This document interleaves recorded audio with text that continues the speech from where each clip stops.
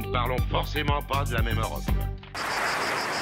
On finira un jour peut-être par parler de la même Europe si on se met d'accord sur les mythes et réalités. Ce que j'entends beaucoup, c'est que l'euro a augmenté le coût de la vie. Bernard Monod, eurodéputé Debout la France, ex-FN, Debout la France maintenant. Vrai ou faux, l'euro a augmenté le coût de la vie? Oui, c'est vrai, parce qu'il y a eu un impact très négatif sur le coût de la vie.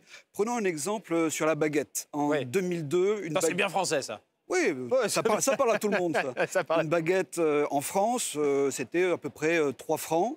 Aujourd'hui, elle est à peu près à 6,5 ou 7,5. Enfin, je sais pas, moi, quand je vais acheter ma tradie, elle doit être à 1 euro, 1,15 €. Ça dépend des boulangeries.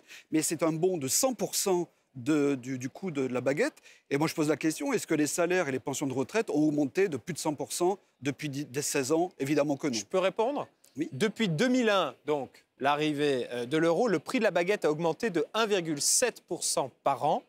Le SMIC, lui, a augmenté de 2,4% par an. Comment vous expliquez, parce que les chiffres, je veux dire, l'inflation est la même les 20 ans avant l'euro que les 20 ans après l'euro. Ah non, les chiffres sont formels. Mais avec le franc, l'inflation, c'est de l'ordre de 1,5% par an. Les statistiques sont en permanence tripatouillées.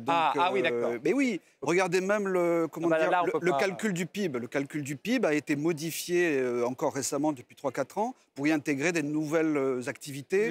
Les drogues, comme la prostitution, etc. Donc c'est l'Eurostat qui a fourni des éléments à toutes les agences de statistiques pour modifier les index. Donc c'est bien qu'il y ait un tripatouillage. D'accord, mais est-ce qu'on n'est pas aussi sur une question de perception? C'est-à-dire qu'en fait, quand on observe le panier de la ménagère, en fait, les consommateurs achètent davantage, régulièrement, les produits qui ont augmenté que les produits dont le prix a baissé. Parce qu'on voit même le sucre, les médicaments, l'électroménager, le prix de ces produits-là a même baissé.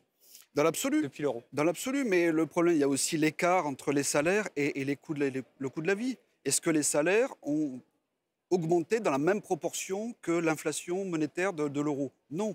Pareil pour les pensions de retraite.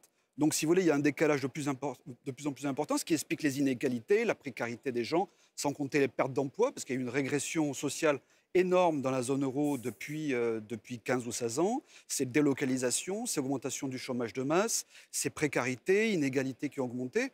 Je veux dire, ce n'est pas pour rien que les Italiens ont voté en faveur de mouvements qui sont anti-euro et anti... Voilà. Ou que les Grecs, même au plus mal et au plus haut de la crise, voulaient quand même rester dans la zone euro à 74%. Parce qu'ils avaient la corde autour du cou. Ah oui, d'accord.